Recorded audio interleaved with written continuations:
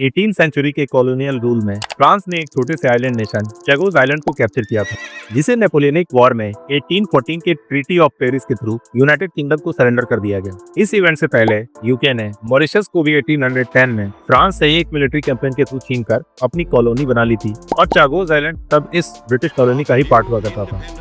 1968 में मॉरिशस को यूके से इंडिपेंडेंस तो मिल गई, लेकिन यूके ने चैगोस आइलैंड कभी उसे वापस ही नहीं किया, जिसको लेकर इन दोनों कंट्रीज में पिछले कई सालों से नेगोशिएशन चल रहे थे। इसके पहले 1960s में यूके ने चैगोस आइलैंड को मॉरिशस से अलग करके उसके लिए एक सेपरेट रीजन बना दिया और नाम दिया British Indian ocean territory. 1970s में इस आर्किपेलगो के नेटिव चैगोसियस को फोर्सफुली डिस्प्लेस करके इसके सबसे बड़े आइलैंड डिएगो गार्सिया पर यूएस मिलिट्री बेस एस्टेब्लिश कर दिया गया था। रिसेंटली 2025 में ये आइलैंड अब फिर से न्यूज में है, क्योंकि यूके ने सभी आइलैंड्स को सॉवरेनिटी देते हुए मॉरिशस को हैंड ओवर कर दिया, लेकिन डिएगो गार्सिया को वापस करने की बजाय 99 ईयर्स की लीज पर लेकर अमेरिका को दे दिया गया। यूएस और यूके दोनों का ही मानना है कि ये आइलैंड एक स्ट्रेटेजिक लोकेशन पर है और चाइना को इंडिया ओशियन में काउंटर करने के लिए ये स्टेप जरूरी था।